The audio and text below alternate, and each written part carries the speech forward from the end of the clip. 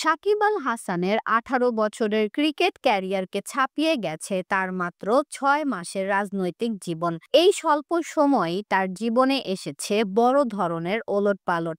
গত বছরের জুলাই-আগস্টে ছাত্র জনতার আন্দোলনের সময় বিতর্কিত ছবি ও দর্শকদের সঙ্গে বাদানুবাদে জড়িয়ে নিজের পথকে আরও জটিল করেছেন সাকিব। অভ্যুত্থানের পর তার বিরুদ্ধে দায়ের হয়েছে হত্যা মামলা, উঠে এসেছে দুর্নীতির অভিযোগ। সম্প্রতি দেওয়া এক সাক্ষাৎকারে সাকিব তার রাজনৈতিক জীবন নিয়ে কথা বলেছেন। তিনি মনে করেন রাজনীতিতে আসার সিদ্ধান্ত তার ভুল ছিল না এবং এখনো নির্বাচনে দাঁড়ালে তিনিই জিতবেন। রাজনীতিতে প্রবেশের সিদ্ধান্ত নিয়ে সাকিব বলেন, রাজনীতিতে যোগ দেওয়া যদি আমার জন্য ভুল হয় তবে ভবিষ্যতে অন্য কেউ যোগ দিলেও তা ভুল হবে। ডাক্তার, ব্যারিস্টার, ব্যবসায়ী যে কেউ রাজনীতিতে আসতে পারে, এটা প্রত্যেক নাগরিকের অধিকার। ভোট দেওয়া বা না দেওয়া জনগণের সিদ্ধান্ত।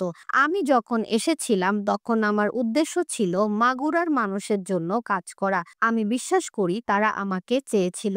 নির্বাচনে জয়ের বিষয়ে তিনি বলেন, আমার এলাকায় সুষ্ঠু নির্বাচন হয়েছে। আমি বিশ্বাস করি আবার দাঁড়ালেও আমিই জিতব। আমি মাগুরার মানুষের সেবা করতে চেয়েছিলাম, তারা আমাকে সুযোগ দিয়েছিল। দুর্ভাগ্যবশত আমি তাদের প্রত্যাশা পূরণ করতে পারিনি, এটা আমি মেনে নিয়েছি। রাজনীতিতে আসার কারণ ব্যাখ্যা করে সাকিব বলেন, পরিবর্তন আনতে হলে সিস্টেমের ভেতরে আসতে হয়। বাইরে থেকে সিস্টেম বদলানো সম্ভব নয়। যারা দেশ চালাচ্ছে তারা সিস্টেমের বাইরে থাকলে কি কাঙ্ক্ষিত পরিবর্তন আনতে পারত? তিনি আরো বলেন, যারা আমার রাজনীতিতে আসাকে ভুল বলে তারা বেশিরভাগই মাগুরার ভোটার নয়। মাগুরার মানুষ ভিন্নভাবে চিন্তা করে। আমি বিশ্বাস করি আজ নির্বাচনে দাঁড়ালে তারা আমাকে ভোট দেবে, কারণ তারা বিশ্বাস করে আমি তাদের জন্য কিছু করতে পারি। ৬ মাসের রাজনৈতিক জীবন নিয়ে সাকিব বলেন, নির্বাচনের পর আমি মাত্র ৩ দিন মাগুরায় ছিলাম। বাকি সময় ক্রিকেট খেলেছি